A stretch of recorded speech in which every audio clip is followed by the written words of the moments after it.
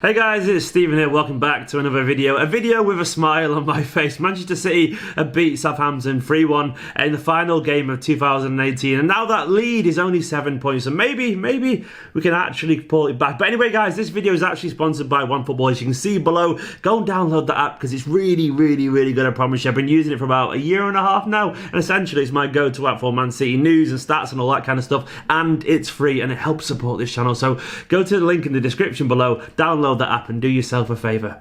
But we finally won a game. 3-1 victory over Southampton, a team that we were probably always going to beat, we're being honest. But it still feels nice given the recent run of form. 2 defeats in a row, but finally we've clawed it back to just 7 points. And now it means the game against Liverpool on Thursday becomes an absolutely huge game. Win that and they have their first loss of the season, and anything can happen from that point. I haven't given up yet, and I still won't give up until it's mathematically impossible. But it was nice today just to see a team with a little bit of desire. It wasn't all plain sailing. There was some moments of indecisiveness as ever, but I thought in general we were a lot more solid today. We limited them to fewer chances than we've been giving away recently, and it was nice to see Vincent Kompany and Fernandinho back. Can we have a word about Fernandinho for a minute? That man is absolutely incredible. He's like gaffer tape sealing over all the cracks and all the leaks in the Manchester City's team. He was just there and he was authoritative, he was calm, he was tenacious, he was this leader at the heart of our pitch. If anything, he's the most important player in our team right now, especially when the team is lacking a bit of confidence. He was just the sealant that we required in our current team. And I thought Vincent Kompany as well, alongside him, well, behind him I guess, was also this composed, battling leader that we need. When your team's looking a bit down in the dumps, sometimes you need some authority figures, sometimes you need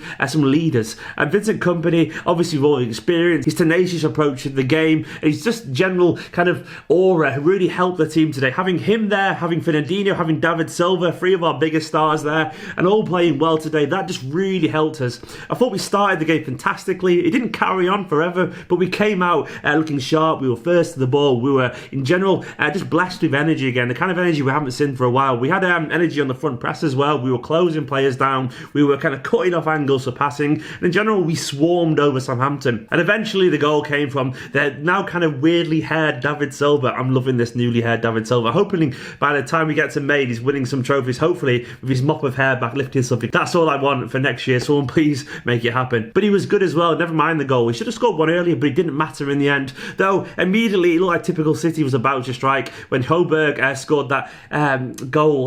Wonderful finish, to be fair to him. Ederson had absolutely no chance despite his best efforts. He was very good today as well in general. And it was a defensive mistake from Zinchenko, but fortunately it wasn't like the be all and end all. I thought at that point they were going to turn it around and win, but we kind of came back into it. It was a stroke of fortune, I'm not going to lie. That own goal from Sterling's kind of break towards the end, and then Aguero picking them off, and that was the goal that sealed the game in the end. And sometimes when you're down at the very bottom and everything seems to be going wrong for you, you've got to have a little bit of luck, and we got that luck today, and we made our own luck, to be honest, and we were the better team. Southampton, to fair to them, they tried quite well. I thought Højbjerg got a deserved red card in the end for being a dirty little bastard, but other than that, they tried, we just weren't good enough in the end. It was just nice seeing Fernandinho there with Bernardo and David Silva, and those 3 looking comfortable. That was the midfield that kind of dragged us to that early run of form, and it was obviously notable that those 3 felt really comfortable playing together. I think Sterling had his very best game, but he was effective and got involved when it really mattered. Aguero, much better in the second half. First half he was a bit all over the place, but it does take him like 5 or 6 games to get back to his sharpest, I'd say. We've seen this so many times over the years of Aguero that he just needs to get like a few games under his belt, and eventually he kind of just comes back into it through a goal or something. And he got his goal today after missing a couple of easier chances. Mahrez on the right. Something's not quite right about Mahrez yet, in my personal opinion. He's not quite kind of moulded into this team. I did put a tweet out on Twitter, intentionally, I knew it was going to rile some people, where I think that Sancho has kind of surpassed him maybe, or is about his level right now.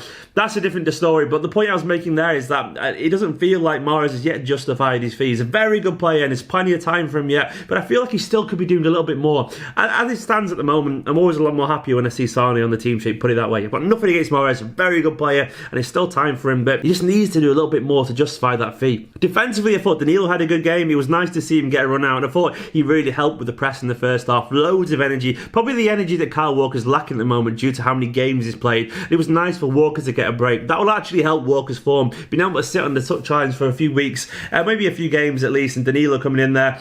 Over at left back, Zinchenko, a mixed bag. A good assist for Aguero, but he just can't defend.